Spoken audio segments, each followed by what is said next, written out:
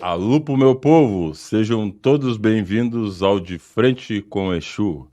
Eu, pai Antônio Carlos de Exu Baralodê, nascido e criado na religião de matriz africana, tenho como objetivo desmistificar a religião através do meu conhecimento e do conhecimento dos meus convidados, trazendo a informação, a cultura, a religiosidade e a espiritualidade. Estaremos aqui no Dia de Exu, todas as segundas-feiras, às 22 horas. Não perca!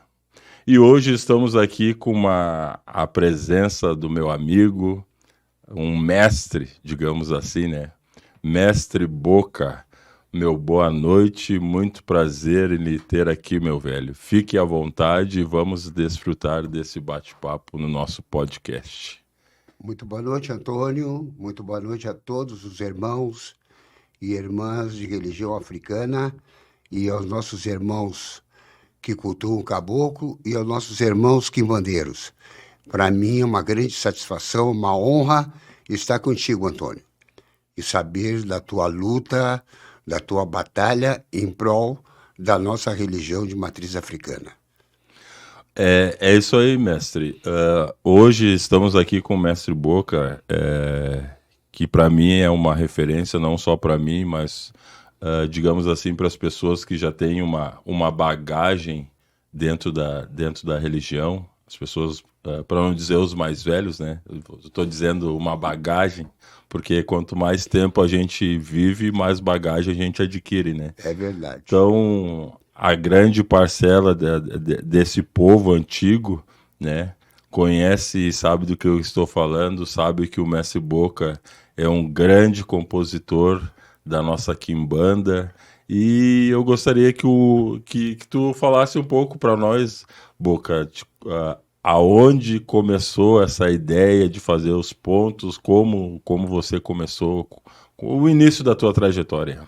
Bom, a minha trajetória, Antônio, começou lá na Vila Floresta, em 1960, numa terreira que a minha mãe frequentava e eu tinha 7 anos de idade.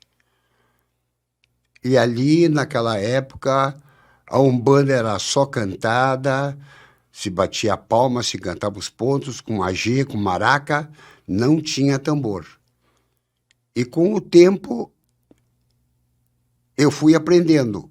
O cacique da terreira perguntou para minha mãe se eu teria a possibilidade de tocar. E a minha mãe disse para ele sai no carnaval, ele gosta de carnaval, de repente ele pode tocar. E aí eu fui aprendendo, mas eu fui aprendendo sem tambor. Depois que entrou o tambor. E vem a minha caminhada religiosa vem desde 9 meses de idade, quando eu estava desenganado para morrer, com 9 meses, e quem me trouxe para a vida, e muitas pessoas que vão me ver falando hoje, sabem que eu estou vivo, agradeço a um caboclo das matas, a um Ogum das matas. E lá pelos 18, 19, 20 anos, 21, 22, eu comecei a escrever. Me veio umas coisas na minha cabeça, eu digo, mas não pode ser isso, é loucura minha. Não, já era um dom que as entidades, os espíritos estavam passando para mim. Ponto de caboclo eu tenho muito pouco, Antônio. Muito pouco mesmo, se eu tiver uns 4 ou 5. Pontos de Exu, eu perdi a conta. Como eu estava te falando no carro, na vinda para cá, depois dos 2 infartos, devido à isquemia cardíaca, muitos pontos meus eu me esqueço. Mas o que eu consigo me lembrar está escrito, para não se perder com o tempo. E para mim, assim, já fiz ponto para o seu Omolu, para o teu Exu, que eu admiro muito esse espírito. Eu admiro muito esse guardião. Tu tens um grande guardião tu tens um grande rei a teu lado e tu tem um pai maravilhoso que se chama Exu Lodê. Alô, pô. E assim, meu irmão, e assim é a minha caminhada. Já estive no Uruguai, estive na Argentina, em vários lugares fora de Porto Alegre, né? Toquei muito tambor, toquei muito batuque, toquei muita quimbanda, toquei com vários tamboreiros.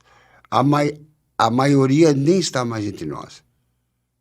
E a maioria tu conheceste. Chamim, Chaninho, Carlinhos, Guaraci, muitos e muitos e muitos que já foram. Darim, Pedro Paulo. São pessoas que marcaram muito na minha vida. Antônio Carlos e o Casturina, tantos que eu conheci e tantos que eu vi começar, como Wagner, Teixeirinha, mestre Teixeirinha, que hoje mora em Capão da Canoa.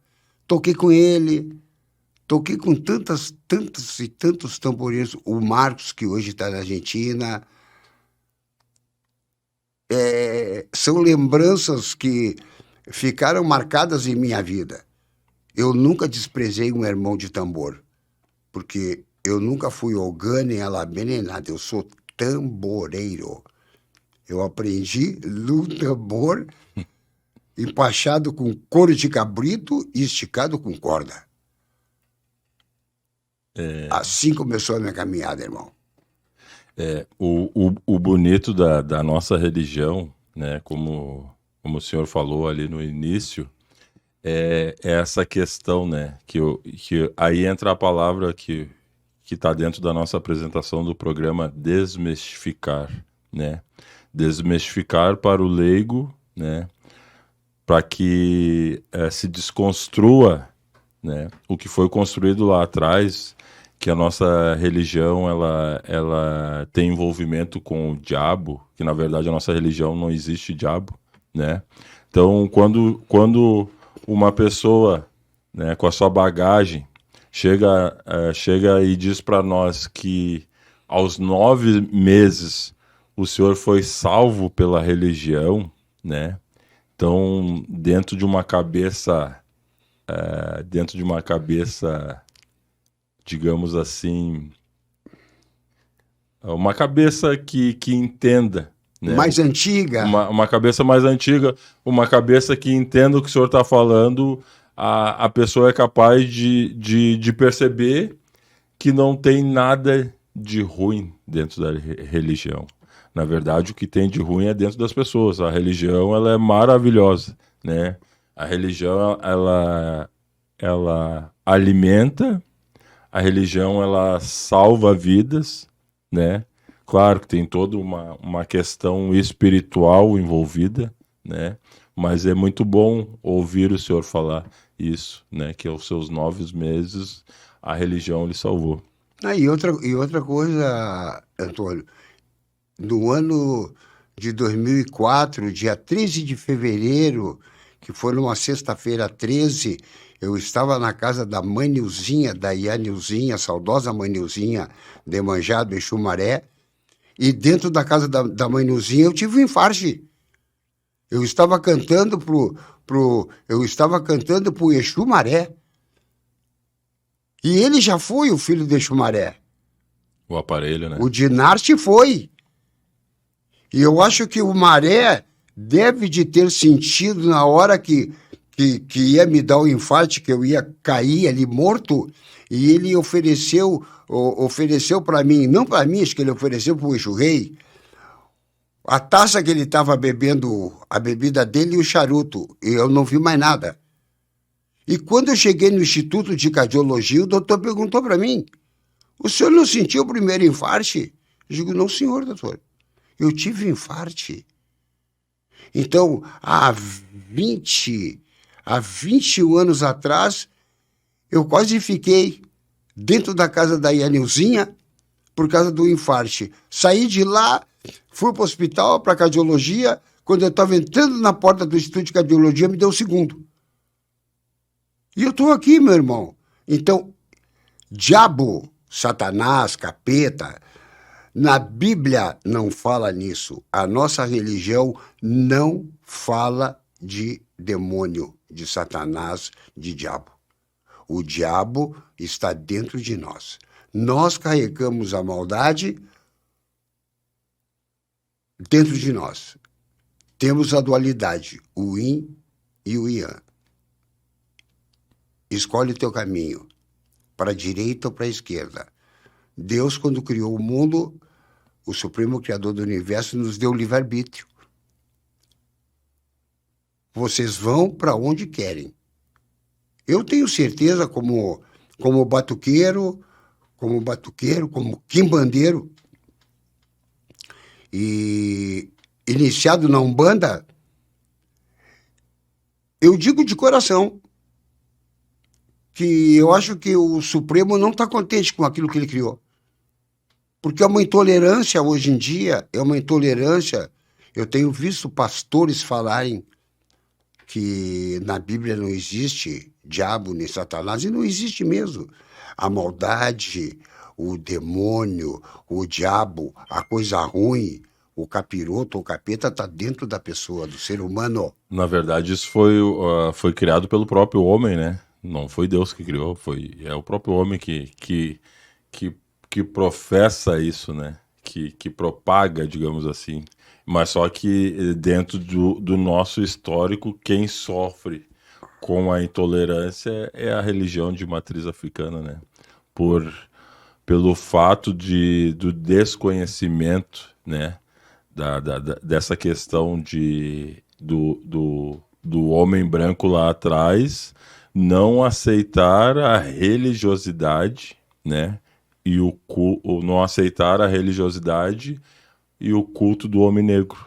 Assim como também não foi aceito o culto do indígena, né? Que aí os brancos chegaram ao Brasil e quiseram catequizar os índios. Então, é mais ou menos por aí a história, né? A história não mente, né? Só que as pessoas esquecem de contar a história por inteiro. Sabe por quê que a nossa religião é tão discriminada?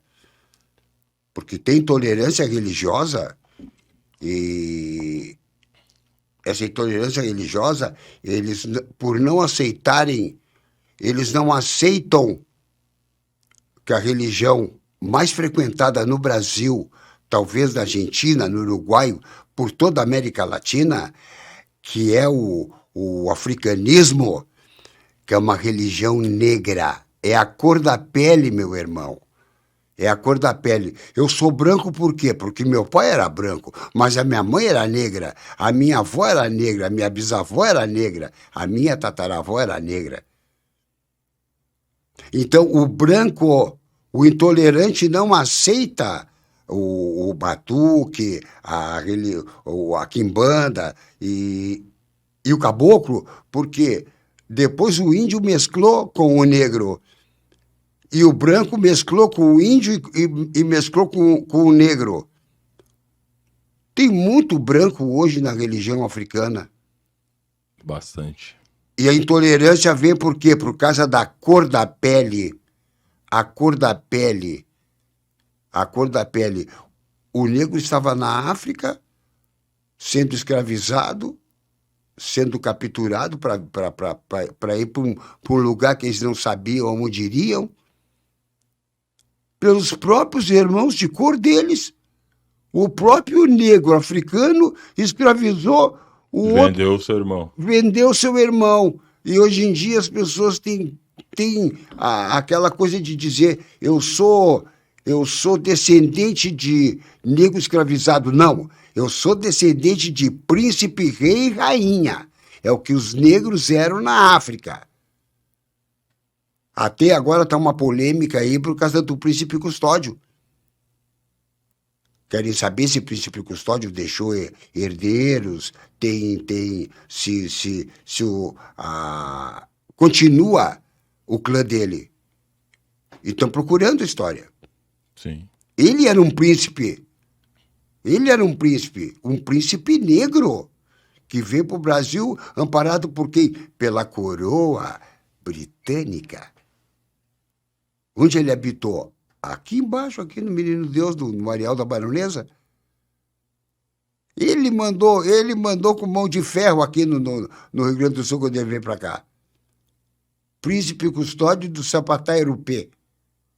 Pô, que bom saber que o pai dele era meu pai também de cabeça. E tantos que vieram, meu irmão, para cá. Tantos que vieram. O Mestre Borel nunca esteve na África e falava em Yorubá. Falava em Yorubá puro. Como ele dizia, eu nunca vi nego com o nome de branco Calixto. Foi uma grande personalidade, foi um grande ícone. Uma referência para todos nós. Uma referência no nosso batuque, no nosso africanismo, tanto ele como o pai Idalino do Ogum, pai Pedro de Manjá, seu Tureba do Ogum, tantos e tantos, pai Pirica, pai Tião, são ícones que a religiosidade nos deu, o batuque nos deu, esses grandes tamboreiros, esses grandes mestres de sentar num tambor e cantar de peito e alma aberta. Hoje em dia, como a gente sabe, né, o ego fala mais alto. Eu te digo para ti de coração, muitos tamboreiros de hoje em dia não têm humildade, pai. Não são humildes, não escutam e não aceitam que um mais velho fale alguma coisa para eles. Eu me criei escutando os mais velhos. Sim, senhor, não, senhora, a sua bênção, benção meu pai, benção minha avó, benção. Antigamente, tu sabe disso. Você entrava dentro de um ilê, de uma casa de batuque, se batia a cabeça no quarto de santo e tu batia a cabeça no meio do salão e todo mundo batia a cabeça junto contigo, os que estavam ali. Por quê? Porque existia respeito. Hoje em dia eles te olham, se tu tiveres com uma boa, um bom laguidibá no pescoço, uma boa roupa, uma boa joia, e ainda vão perguntar quem é esse negrão aí. Quem é esse negrão aí? As coisas, como eu sempre digo, né? As pessoas mudaram. A religião, para mim, não muda. Quem muda são as pessoas. Porque eu falei em alguns episódios anteriores que, para mim, a religião ela nunca vai se perder. Quem se perdeu foi o ser humano. A religião ela continua a mesma. Os nossos antepassados... Mas eu falo de antepassados, não é o antepassado de ontem. Eu digo os nossos antepassados. Falar em antepassados é falar de uma raiz que muitos desconhecem, né? E que muitos nem sentem, né? Então, os nossos antepassados, esse é o meu ponto de vista, os nossos antepassados nunca vão deixar a religião se perder. Eu sempre falo uma coisa. O negro sofreu. O negro sofreu muito. O negro veio escravizado, veio açoitado, acorrentado, apanhando. E aqui no Brasil eles foram separados. Existia o mercado que vendia os escravos, os negros mais bonitos, os negros mais fortes, as negas mais bonitas, as negas que iam trabalhar dentro da Casa Grande, fora da senzala, como o negro que eles escolhiam para ser reprodutor. Tá? Que tem famílias aí que nem sabem que são primos, que são irmãos, que são consanguíneos. Aí, então, o que aconteceu? Dentro da senzala foi onde começou os barracões de candomblé, onde começou a nossa religião, dentro da senzala. Porque se juntavam aqueles negros tudo escravizados, aqueles negros cansados, suados, acorrentados, Tu é da onde? Aí um cantava uma cantiga, um engorossi. Isso aí é de Quito, isso aí é de Angola. Foi aí que foi se separando as religiões, Pai Antônio. Foi aí que foi separando. Aí nasceu o candomblé. Queto, Angola, Jeje, Ijexá. Aí que foi separando. Foi aí que houve uma subdivisão, digamos assim, né? Cada um pro seu lado. E como tu falaste, eu acho que a nossa religião tem que ter mais união.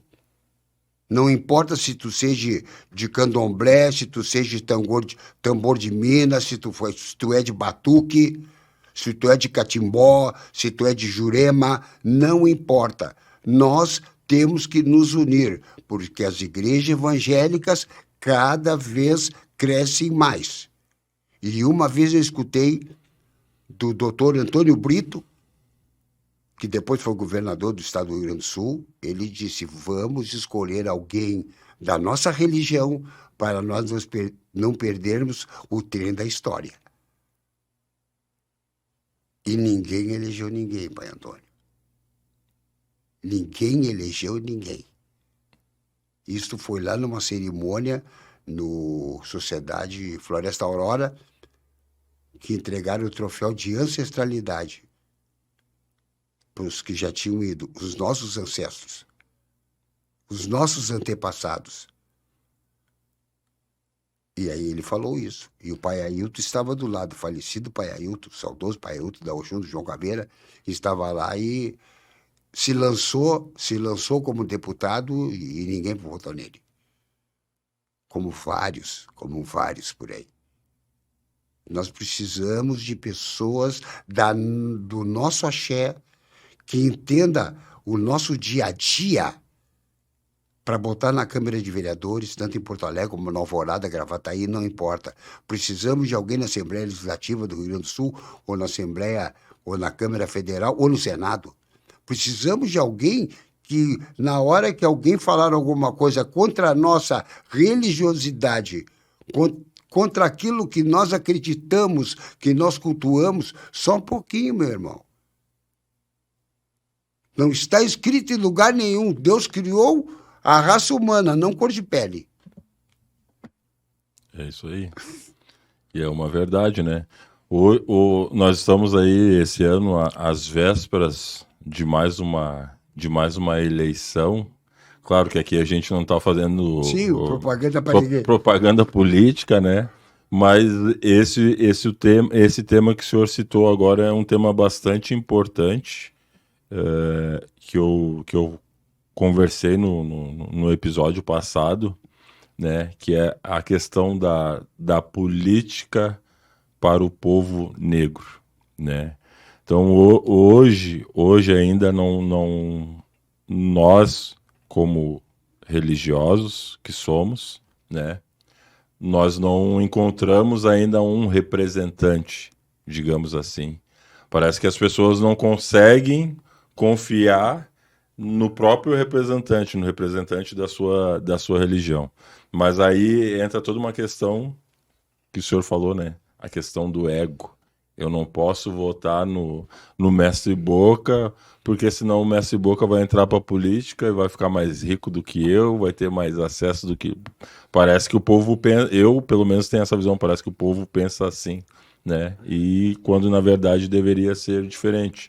O irmão lá se candidatou, eu vou votar naquele irmão ali, porque ele vai ser o meu representante lá dentro da prefeitura, da Câmara, seja lá onde for, né? O que o senhor acha disso? Isto eu falei numa eleição que o Marcelo do Oxalá, o pai Marcelo do Oxalá, que trabalha nosso grande amigo, o sete da Lira, o pai Marcelo agora se elegendo, ele vai escolher os que fazem parte do staff dele. E eu vi ele dizer que não seria nada disso. Que ele iria entrar ali para nos defender.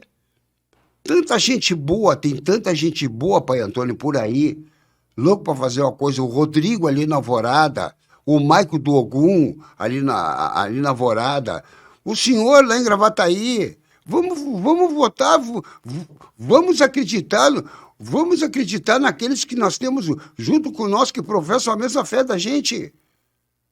Vamos botar alguém que mereça estar lá. Por que o Antônio hoje em dia é vereador em Gravataí? Por quê? Porque o povo de matriz africana acreditou na plataforma do trabalho que ele apresentou para nós. E vamos lutar por ele. Vamos lutar. Vamos lutar porque, senão, vai ter uma hora que vai ser por telão. Vai ser por telão. Vai ser pela tecnologia. É aonde estamos chegando, pai. Como tu disseste, ninguém tem confiança no seu próprio irmão, da sua própria casa ou da sua própria goa.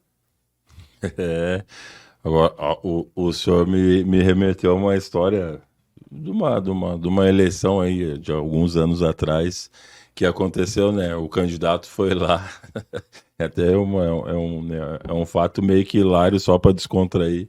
O candidato se candidatou, e aí quando ele foi contar os votos, ele tinha só um voto. Nem a própria esposa dele votou nele, então é mais ou menos o que acontece hoje dentro do nosso culto religioso. Né? Mais ou menos assim.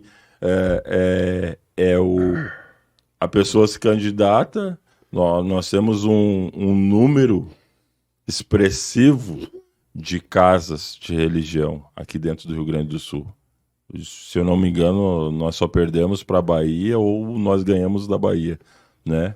E só que daí fica esse ponto de interrogação. Por que nós não conseguimos colocar alguém, né, dentro do poder? É que os nossos irmãos têm os nossos irmãos, infelizmente, eles têm um conceito. Eles preferem votar em candidatos que não sejam da religião. E eu conheço muito candidato que não é de religião, que já está se aproximando das casas. Eu fui testemunha de uma pessoa, não vou citar o santo para não dizer o milagre, e que terminou, essa pessoa terminou de falar, e o Exu estava no mundo, e eu estava do lado dele, ele olhou para mim e disse bem assim, ó, não ganha. Não vai ganhar. Não é essa aí. Pois é. E de fato não ganhou. Pois é. As pessoas preferem abrir as portas dos seus terreiros, dos seus ilês, para quem não é de religião, ou quando chega nesta época, aí eles aproveitam o quê, pai Antônio? O ensejo. Porque eles sabem que, como o senhor falou, são muitos e muitas casas. Porque, na verdade, se nós formos olhar, uma casa de religião, ela movimenta uma comunidade, né? Uma casa de religião, ela movimenta uma comunidade. Existe uma comunidade na volta daquela casa de religião, né? Nós temos vários exemplos aí, que eu não vou citar, sim, né? Mas tem casas que movimentam toda uma comunidade, né? Seja numa ação de doação, né? Então, só que quando chega no momento da política, existe uma coisa que a liga não acontece, né? Mas deixando a política um pouco de lado, vamos falar sobre o Mestre Boca. Mestre Boca, o senhor comentou lá da Umbanda, a Umbanda tradicional através das palmas, e foi aonde o senhor iniciou. Eu queria que o senhor falasse um pouquinho só dessa questão da Umbanda na palma, que não tinha tambor. Como o senhor enxergava a religião lá atrás, nesse momento aí das palmas?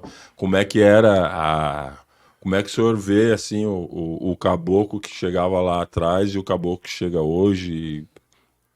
É uma energia diferente? Existe essa coisa da energia diferente? Naquela época, até essa semana, agora eu comentei com o mestre Christian Dossanha, lá do Uruguai, lá da Argentina, não, do Uruguai, e disse para ele, Christian, ele quis dizer que os caboclos que tocavam o tambor. Não, o caboclo não tocava. O caboclo não tocava. Era uma coisa muito primitiva. Eu tinha 7 anos de idade. Eu tinha 7 anos de idade. Para mim era um mundo totalmente diferente. Era um mundo diferente. Eu fui crescendo e vendo a evolução da Umbanda. A Umbanda foi evolucionando, foi crescendo. E antigamente uma festa de caboclo era 4, 5, 6 horas para caboclo. Se cantava muito, se tocava muito. Era lindo de se ver. Era lindo de se ver, se chorava. Os casamentos pela Umbanda, os batizados pela Umbanda. As pessoas se programavam quando tinha uma festa de Ogum, de Cosme, uma festa de Preto Velho, sabe? Eles se preparavam. Se passavam um mês inteiro trabalhando para poder fazer acontecer aquela solenidade. Hoje em dia as pessoas não querem saber de caboclo. O caboclo simplesmente foi deixado de lado. Foi deixado de lado o caboclo por quê? Por causa do Exu, por causa da quimbanda. E o Exu chegava faltando 5 minutos, 10 minutos para meia-noite para encerrar, para levar o que tinha ficado, como a gente diz, o muquiço.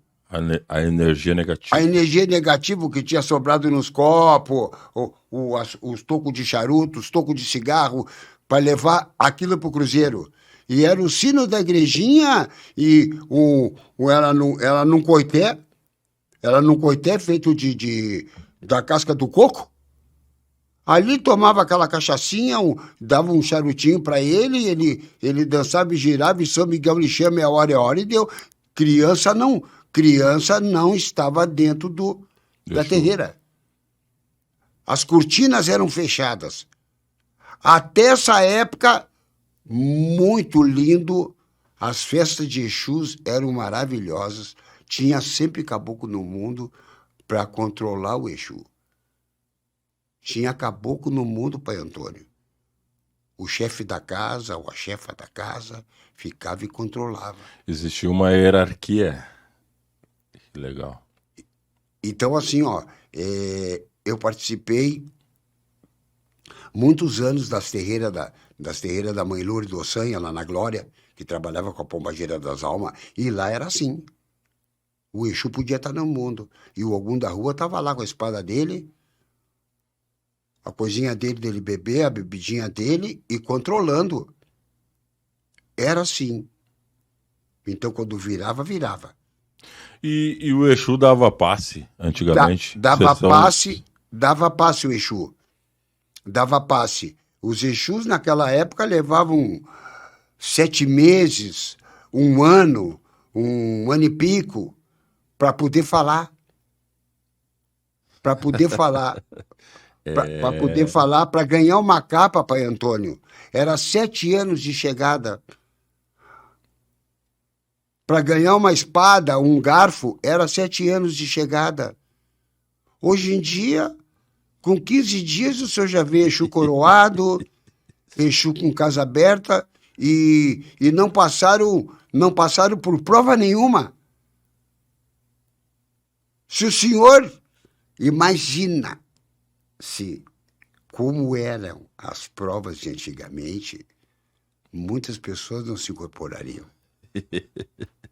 Isso é uma coisa que a gente não pode trazer afinco, né? Dizer o que acontecia, né? Mas eu sempre digo assim, vamos deixar na imaginação. Não, pai, eu falo para o senhor porque eu presenciei.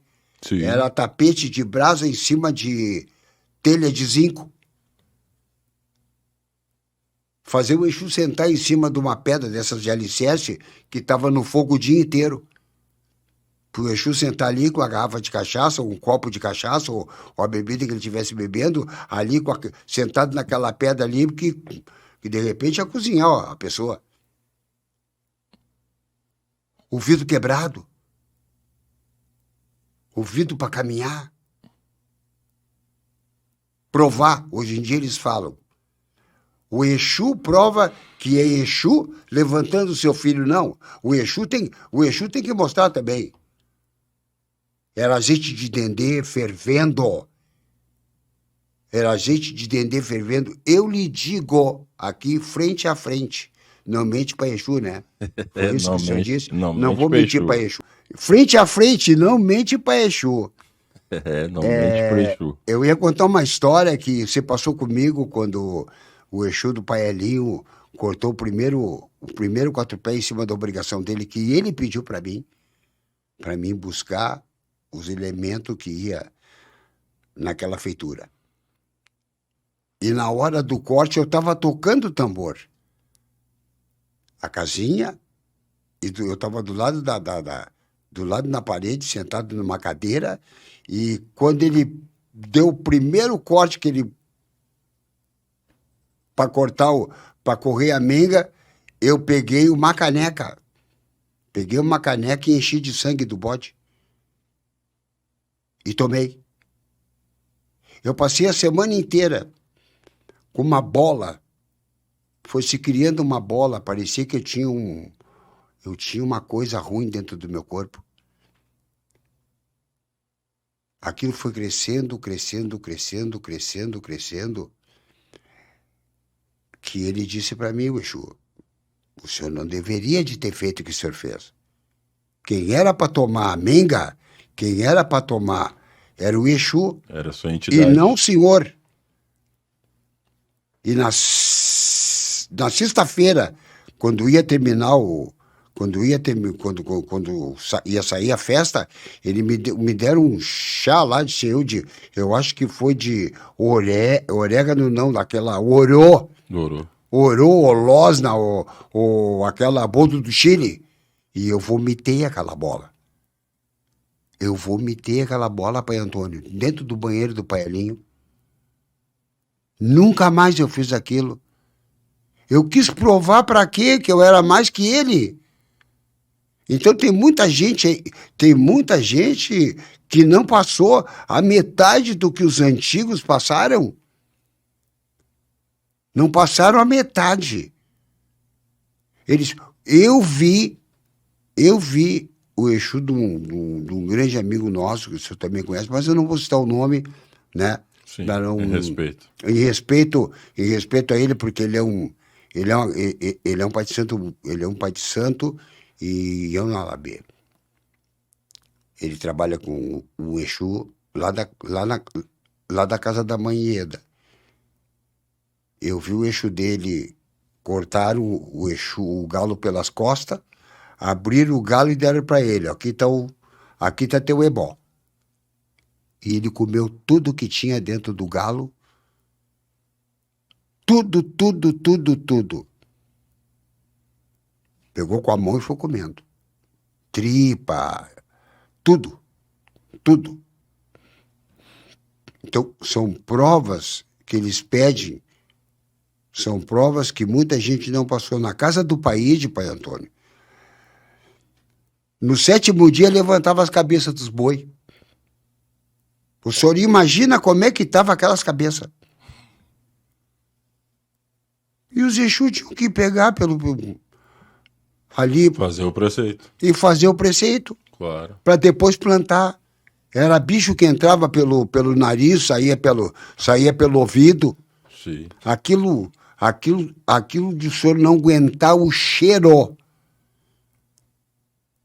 Os buçanos era, pelo amor de Deus, pelo amor de Omolu,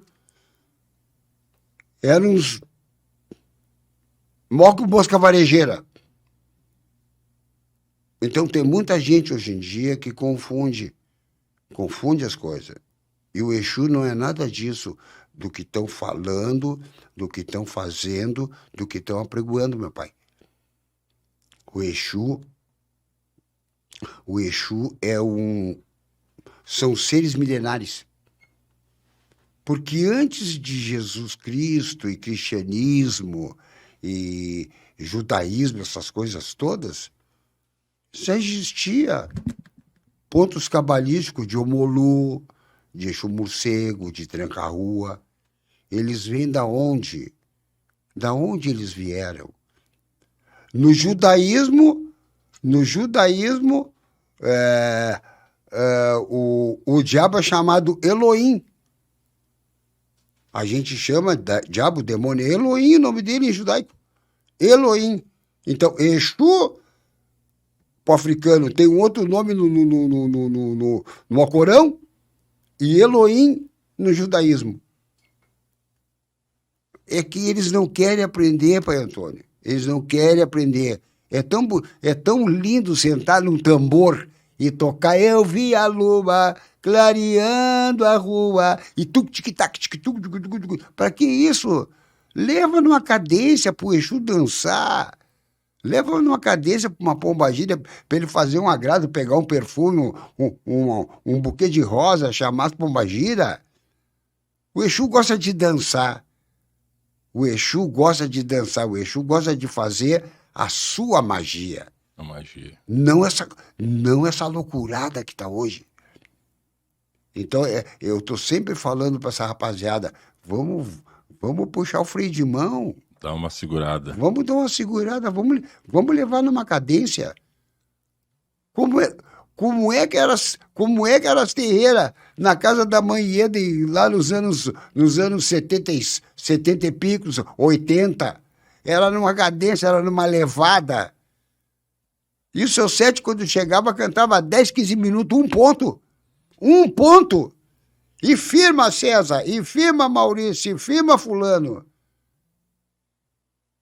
E firme isso aí, o seu Sete de calça de cetim, camisa de cetim, o chapéu branco na cabeça, uma garrafa de cachaça, um garfo na mão, e dançava, e chamava todo mundo. Hoje em dia, numa boa, eu lhe digo para o senhor, daqui, se tiver uma casa tocando aqui, eu estou vindo lá da outra esquina, eu não consigo distinguir o que estão cantando, o que estão batendo. O que estão tocando. Para quem estão tocando? Para quem estão tocando, meu pai? Essa é uma questão que eu já conversei em outras oportunidades, tanto com o Marcelo quanto com o Wagner, né? Sobre essa questão. Tu tá invocando quem? Tu tá chamando quem? Tu tá cantando para quem? Para quem tu tá tocando? Quem tu tá chamando? Se tu chamou, tu tem que saber mandar também, né? E hoje, se a gente for pegar, né? Porque a gente sabe, a gente roda, né? A gente roda aqui, a gente roda ali, a gente vai aqui, a gente vai ali, né? E a gente percebe que de uns anos para cá, a coisa... eu não sou contra a mudança, né? A mudança ela é importante, tudo muda, né? Mas a nossa religião não pode mudar. Nós não podemos perder a essência. A essência a veracidade. A veracidade. Essa coisa do tocar e cantar. Tocar e cantar é lindo. Mas explica, como tu falaste agora, meu irmão, explica para quem tu tá cantando. Para quem? Aí, como as pessoas falam para mim, o mestre Boca, quando escreve um ponto, uma cantiga, ele fala para quem que ele está cantando. Ele faz os meus pontos têm começo, meio e fim. É uma história. Como é que eu vou escrever para o senhor Omolu falar da trajetória dele, da chegada dele na Terra, se eu não sei da história dele? Eu tenho que saber alguma coisa do seu Omolô. Eu tenho que saber alguma coisa do Tranca-Rua. Eu tenho que saber alguma coisa da Padilha. Eu tenho que saber da Mulambo.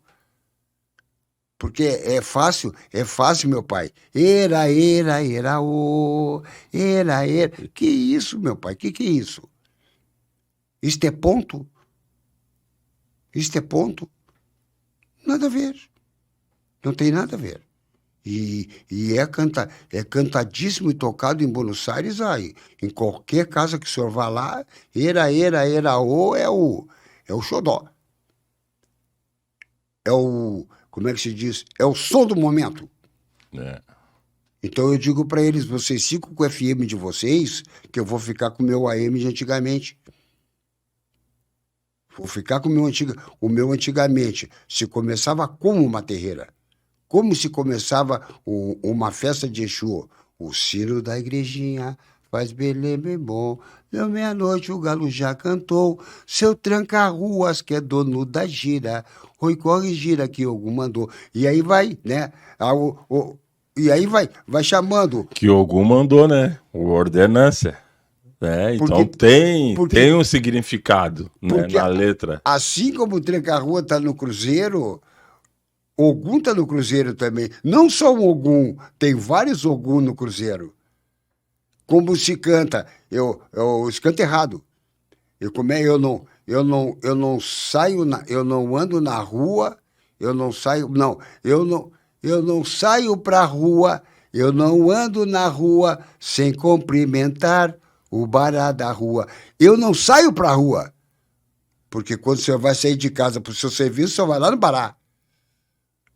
Sim. Ou no bará, porque o Exu também é um bará. É.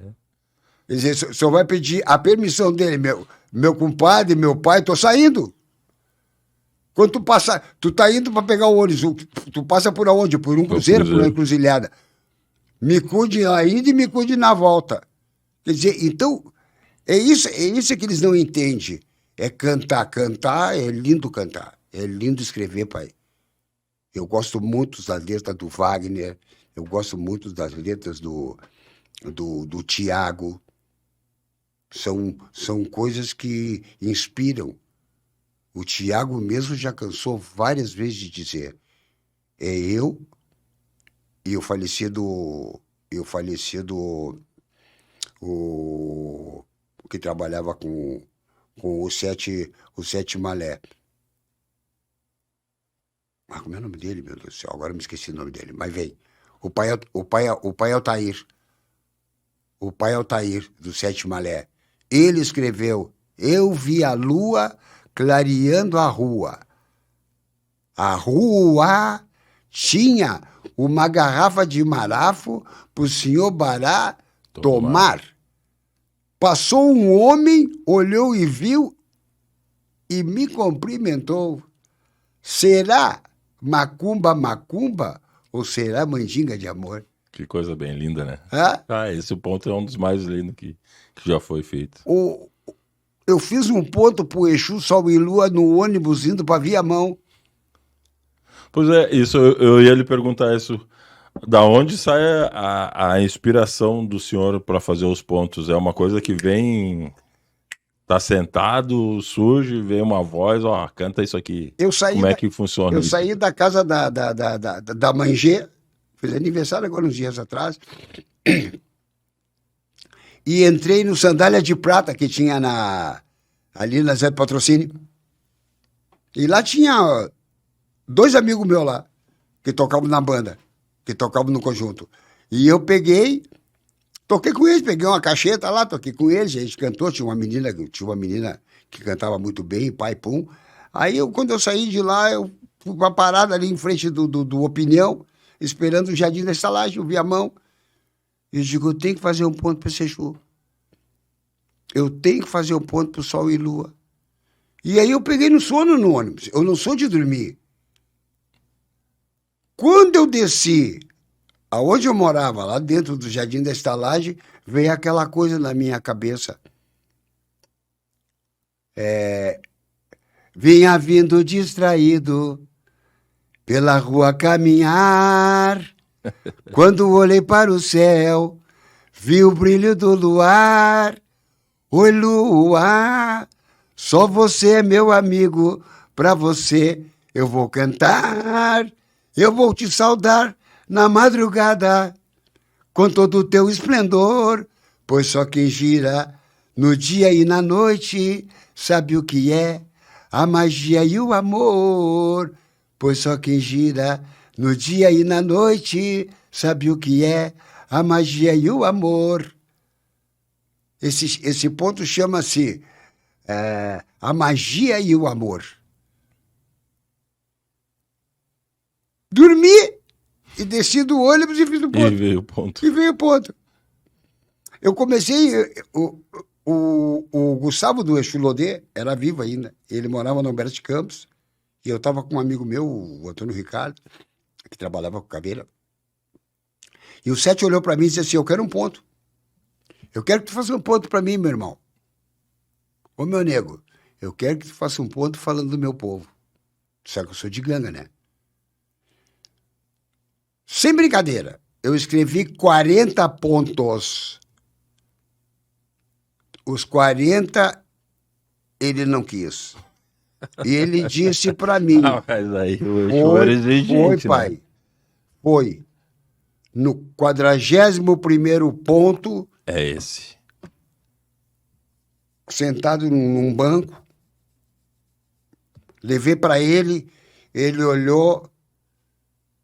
O senhor cantou para ele. É esse aqui. Odara, Odaraê, Exu de Ganga, Exu de Maquelê, Odara, Odara, Odaraê, Exu de Ganga, Exu de Maquelê. Você me mostrou um caminho. Isso canta tudo errado, pai. Você me mostrou um caminho numa encruzilhada de luz. Salve o rei da magia, que nessa noite reluz. Astarote quem chegou? Lucifer lhe chamou. Salve 7 encruzilhada, que seu povo coroou. Lindo, lindo. Bah. E aí se vai. Sim. E aí se vai, como o ponto que nós vínhamos falando no carro, o ponto do Exu do Lodo. O galo cantava, piava a coruja, o gato corria, o sino batia, as velas tremulam, atabaques tocam, pra Exu do Lodo vir fazer sua magia. Este ponto tem 5 estrofes, seu mistério ele faz no começo da noite, com o povo que anda pela madrugada. Exu do Lodo nasceu na nuvem de fumaça, na fogueira do inferno, no reino de Lucifer. Porque não existia luz naquela época. O Exu precisou de quê, pai? Que uma luz aparecesse e brilhasse para ele poder vir. Para ele sair da onde estava e trilhar aquele caminho. Ele trilhou um caminho de fogo para chegar onde? Para chegar na frente do ser humano e dar seu recado, fazer sua cura, levantar as pessoas... Fazer a sua magia. Fazer sua magia. Aquilo que ele disse, o Exu gosta disso, de uma batida, uma cadência bem bonita, sem correria. Sem correria. Isso é lindo, pai. Como eu cantava pro seu Sete antigamente, que eu acho que ninguém canta mais. Você me chama de meu pai, mas eu só sou seu amigo lá na encruzilhada, eu lhe livro dos perigos. É. Tem magia, tem mistério, tem fundamento. Não é fazer qualquer coisa. Escrever bobagem, pai, todo mundo escreve. O senhor tem que dizer. Eu tenho que dizer pro seu Omolu por que eu estou dizendo aquelas palavras do ponto para ele. E ele vai me entender. Ele vai me entender o que eu quero dizer. E tantos outros que tem por aí que cantam meus errados, pontos meus errados. Agora, como eu lhe disse no carro, né? Agora vai ter direitos autorais. Que bom, né? Vai ter... bom. É bom que os direitos autorais também preserva a sua arte, preserva a sua história, né? Que vai ficar aí para a eternidade, né? Se foi uma coisa Se foi uma coisa que existiu na minha vida, foi que eu nunca visei ganhar dinheiro cantando, fazendo ponto para Exu. Eu sempre falo com todo mundo, eu sempre falo, repito e friso sempre. Eu faço ponto para as entidades. Eu não faço ponto para o pai Antônio Carlos, eu faço ponto para o Exu Omolô. Eu faço ponto para o Exu do Lodo, eu faço ponto para Maria Padilha. É para eles. Eu faço ponto para Maria Mulambo. É pro espírito e não para a matéria, né? Essa é a grande verdade. Então não confunda. O espírito, como eu falo, o espírito precisa de um burro para montar. É isso aí. E como é que os Exu falavam antigamente? O meu burro, pai. É. Tanto é, aproveitando, né, o ensejo, e acho que é importante deixar isso registrado, né? Estamos aí encaminhando pro final do nosso bate-papo, mas é importante deixar registrado, né? Como eu sempre digo, nós não nos conhecemos. O senhor conheceu o Omulu e eu não lhe conhecia. É verdade. Eu conheci primeiro o seu Omolô, a Totó. Conheci primeiro o Tranca-Rua do Marcelo. Conheci primeiro o Zé Pelita do Guaraci. Finado Guaraci, que Deus o tenha. Que aquilo tocava e cantava com amor e coração. Inclusive, numa festa, a gente conversou, né? Sim. O senhor, tu não me conhece, mas eu te conheço. E quem falou comigo primeiro foi ele. E quem falou comigo primeiro foi o Tranca-Rua e não o Marcelo. Tanto é que o Tranca-Rua pediu para mim fazer um ponto para ele e eu fiz. Legal. Não sei se o Marcelo canta.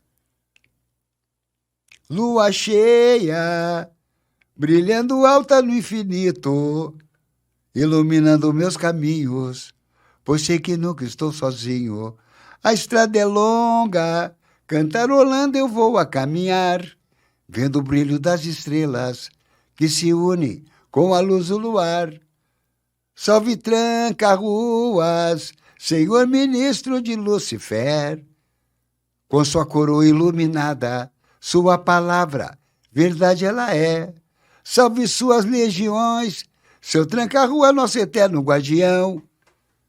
Salve sua magia, seu Tranca-Ruas, rei da noite e do dia. Hoje estou aqui para cantar a você e dizer de coração como foi bom te conhecer. Muito bem, muito bem. Eu sentado na porta da minha casa, olhei a lua cheia e aquele dia ele me veio, porque Tranca-Ruas foi o Exu que fez o Exu Rei. E eu olhei para a lua e a lua cheia estava linda. Eu digo, hoje sai seu ponto, meu compadre. E me sentei e escrevi. Esse ponto tem 5 estrofes. Esse ponto é lindo. É lindo. O Martim gravou. Demais. Lindo demais. Então, mestre Boca, chegamos ao final de mais um bate-papo, né? Eu gostaria que o senhor deixasse aí as suas considerações finais para os nossos telespectadores, para os nossos irmãos de religião, aos nossos adeptos, a quem curte o nosso canal, quem está curtindo o nosso trabalho aí. Eu gostaria que o senhor deixasse uma mensagem final aí de... Bom, uma boa noite a todos. Obrigado, Pai Antônio, pelo convite. Obrigado por fazer esse convite para mim vir participar com o senhor desse programa Frente a Frente com o Exu. Quero dizer a todos nossos irmãos, meus irmãos, os adeptos, até aqueles que são meio afetados pela religião, não dizer que frequentam, mas são afetados pela religião. Tem muitas pessoas afetadas pela religião. Então, que vamos nos unir, não vamos nos separar. Temos que nos unir como era antigamente, porque existia mais união. existia mais união. E como eu sempre falo, e as pessoas às vezes dizem para mim, jamais existirá união entre tamboreiro. Antigamente existia. Apesar de, às vezes, um brigar com o outro. Mas isso faz parte, né? Isso faz parte, né, pai? Eu toco um pouco melhor do que tu é melhor do que eu. Eu escutei do mestre Antônio Carlos de Xangô, quando tu não souber fazer uma firula, fazer um breque, toca teu feijão com arroz, Luiz. Toca teu feijão com arroz, Boca. Porque todo mundo vai te escutar, todo mundo vai saber. Então, meus irmãos, tamboreiros, atabaqueiros, ogãs e luz, vamos nos unir. Vamos formar uma, eu sempre falo, vamos formar uma associação para nós, para alguém nos defender, para ninguém pegar ponto de ninguém, para ninguém se adonar de obra de ninguém. E quando fores cantares algum ponto de algum tamboreiro, diga de quem é. Diga quem escreveu. Como eu sempre falo, não sabe? Pergunta que alguém vai saber. Uma boa noite a todos, um bom fim de semana, que todas as iabás nos abençoem, nos deem força, nos dê saúde, para nós podermos continuar na nossa caminhada. A nossa luta é diária, é dia a dia. E que Exu Lodê, que é seu pai, que é meu padrinho, esteja sempre na minha frente, me protegendo, me amparando e me levando em frente. Muito obrigado, Pai Antônio.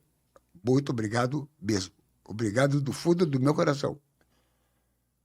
Obrigado.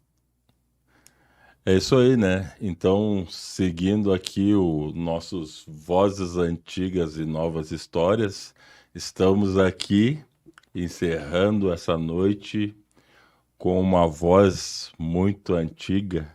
Não estou lhe chamando de velho. E estamos aqui com uma voz muito antiga, uma voz da sabedoria, né? Ao qual eu respeito muito. Esse cidadão, esse irmão de religião, com imenso prazer que eu encerro agradecendo a ti, Boca, por ter passado esses minutos trazendo várias histórias, trazendo teu conhecimento, trazendo a vivência dentro da religião, que é o que mais nos importa, né? Desmistificar a nossa religião. Então, meus irmãos e meus amigos, boa noite e a lupo.